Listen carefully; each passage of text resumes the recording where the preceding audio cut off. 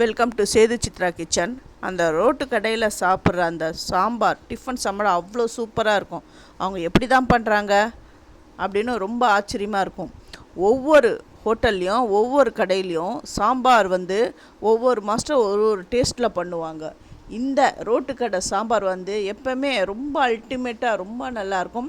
அது எப்படி அப்படிங்கிறத என்னுடைய வீடியோவில் நான் தெளிவாக சொல்லியிருக்கேன். ஸ்கிப் பண்ணாமல் பாருங்கள். துவரம்பருப்பு 1 கப், அது நல்லா வாஷ் பண்ணிட்டு தண்ணி விட்டுட்டு, மஞ்சப்பொடி, பெருங்காயம், ஒரு குழிக்கரண்டி எண்ணெய் விட்டுட்டு அதை ஒரு 3 விசில் விட போகிறேன். இதுக்கு சில இன்க்ரீடியன்ட் சேர்க்கறது, அதுதான் அந்த சாம்பாருக்கு அவ்வளோ டேஸ்ட்டு கொடுக்கும். மல்லி விதை ஒரு 1/4 கப் எடுத்திருக்கேன். காரத்துக்கு தகுந்த காஞ்ச மிளகா, ஜீரகம் 1 ஸ்பூன், 4 பல்லு பூண்டு, 2 பெரிய தக்காளி எடுத்து வச்சு நல்லா பேஸ்ட்டாக அரைச்சிக்கணும். கொஞ்சமாக தண்ணி விட்டு பேஸ்ட்டாக அரைச்சிக்கங்க. புளி கொஞ்சமாக ஊற விட்டுருக்கேன். இந்த பருப்பு வெந்துடுது. 3 விசில் விட்டு எடுத்துட்டேன். இது தண்ணியை கொஞ்சம், அந்த பருப்பு தண்ணியெல்லாம் கொஞ்சம் இருத்துட்டு இதை நல்லா மத்தில் போட்டு கடைஞ்சிக்கணும். கடைஞ்சிட்டு அந்த பருப்பு தண்ணியை மறுபடியும் அந்த கடைஞ்ச பருப்பில் விட்டுடணும். இதை ஃபஸ்ட்டு நான் வடிகட்டிக்கிறேன். அப்புறம் நான் இதை கடைஞ்சி எடுத்துகிட்டு வரேன். இப்போது இதை பாருங்கள், நான் போட்ட இதெல்லாம் நான் அரைச்சி எடுத்துன்னு வந்துட்டேன். இதுக்கு காஞ்ச மிளகா கொஞ்சம் ஜாஸ்தியாக போட்டதுனால நான் இதுக்கு இந்த சாம்பாருக்கு சாம்பார் பொடி எதுவுமே நான் போடலை. இதுவே போதும்.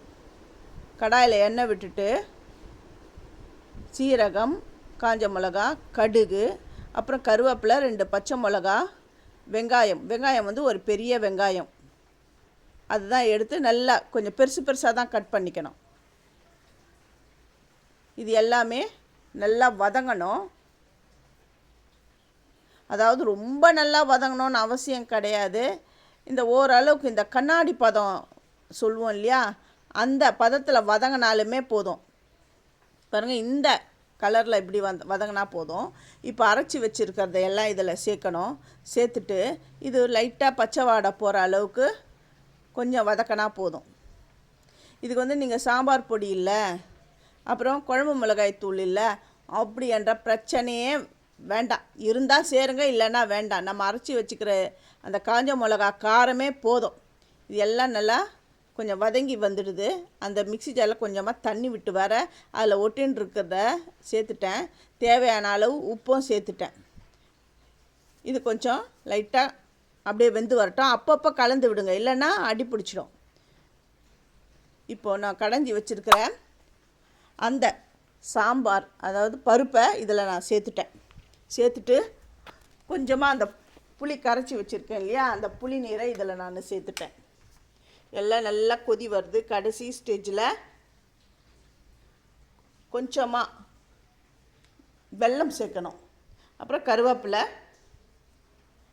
மல்லித்தழைகளை தூவிட்டேன். அவ்வளோதான், சூப்பரான சாம்பார் ரெடி ஆகிடுது. இதுக்கு மிளகாய்த்தூள்லாம் வேணும் அப்படிங்கிறவங்க அந்த நம்ம அரைச்சி விட்டுருக்குறோம் இல்லையா, அந்த காஞ்ச மிளகா, அந்த பேஸ்ட்டு கூடவே அப்படி கூட கொஞ்சம் சேர்த்துக்கங்க. எனக்கு இந்த காஞ்ச மிளகாய் காரமே போதும் அப்படின்றதுனால நான் மிளகாய்த்தூள்லாம் நான் சேர்க்கலை. ஆனால் இந்த சாம்பார் அவ்வளோ நல்லா இருக்கும். நல்லா இதை முழுக வச்சு சாப்பிட்ணும் இட்லியில். தேங்க்யூ.